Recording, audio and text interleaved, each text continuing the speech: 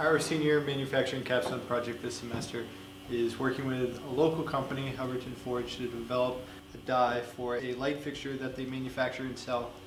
It utilizes this specific component. This is the final project that we're trying to achieve with our part. Hubbardton Forge has been great. We went down there for a full day's tour.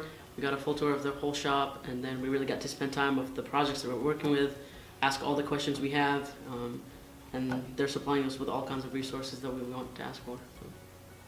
So to kind of start off this project, we had a lot of meetings and conversations with our client, Hubbardton Forge, and it started off with a lot of group discussion and kind of figuring out what direction we wanted to go. Now that we've met with the company and know what the projects are, we had to start designing and start building solid models using SolidWorks. Well, the first thing we had to do was actually model the finished part in SolidWorks, which is this. And after that was done, we could then move on to creating the actual mold itself. This is sort of an example that EMA's manufactured with 3D printers.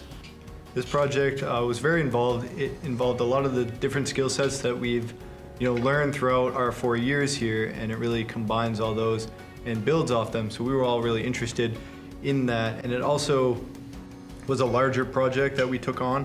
So we really got a lot of group collaboration. We've worked together for the past 4 years. So that was a very involved process for us, and a lot of learning went on throughout the way. And everybody got their hands dirty, involved in the actual manufacturing as well as the design. So everybody got to put their skills together and do a little bit of everything. I'd say don't underestimate the scope and size of the project.